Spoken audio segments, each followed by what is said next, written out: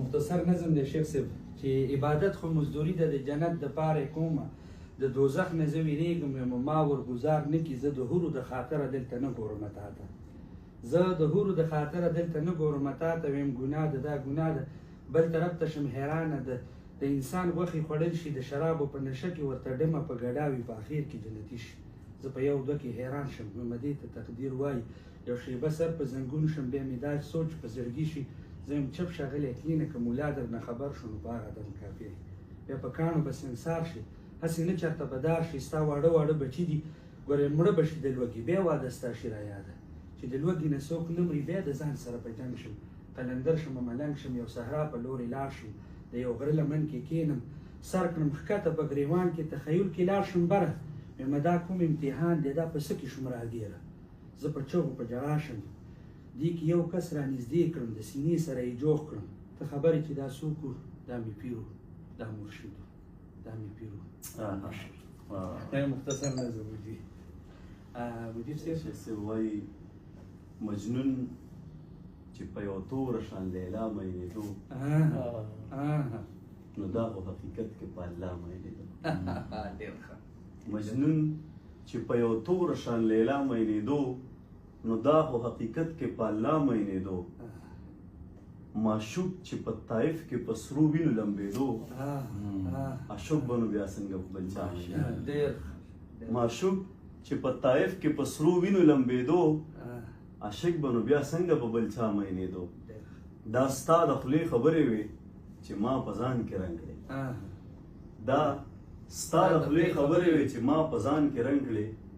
دا ځکه خو به هر سړی په ما مینېدو دا راز و که لالچ و که حکمت و که سبق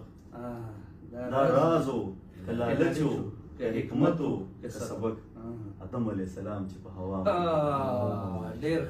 تاویل په ما مین شو تاویل په ما مین دا یو مجیب زلمی و په چا چا مین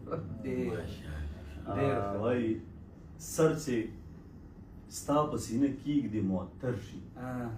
سر چې ستا په سینه کیږدي معطر شي د مودو سپیره د څنګ کې بختور شي توره شپه کې ورک معشوق شمس و قمر شي چې نظر یې ناګهانه په دلبر شي او ستا په اسم مې لبان مشک و عنبر شي جست شي تان شي دلپذیر قند و شکر شي چې ترتا شي نو کیکر هم صنوبر شي چې ترما شي د انګور ونه ډمبر شي چې زمونږ د صلح پیټې په سر اخلي دا سرتیره جنګیالی د سر لښکر شي او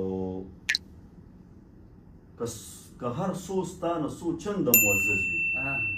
تا سره چې موازین شي برابر شي او یو څوک ولې له خلوته را بهر شي سم دم خلک په ترپکو شي او تر شي که د پرانست یو شعر د زلمي واوره سر دریاب به د کچکوله را بهر شي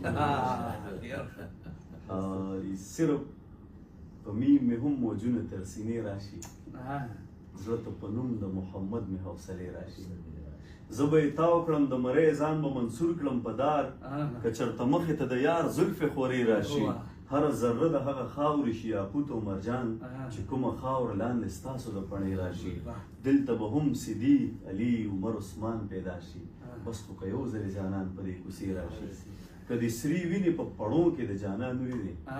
تای په ستا د لار په کاڼو به خپلې راشي که د سرې وینې په پړو کې د جانان ولیدې تای په ستا د لار په کاڼو به خپلې راشي مثلا ستا به رویه سوي همدرده یاره که ستا کوڅې ته څوک په زړه مثلا ستا به رویه سوي همدرده یاره که ستا کوڅې ته څوک په زړه ارې ارې راشي چې بلبلان هم پکې شوق کړي مدینه مدینه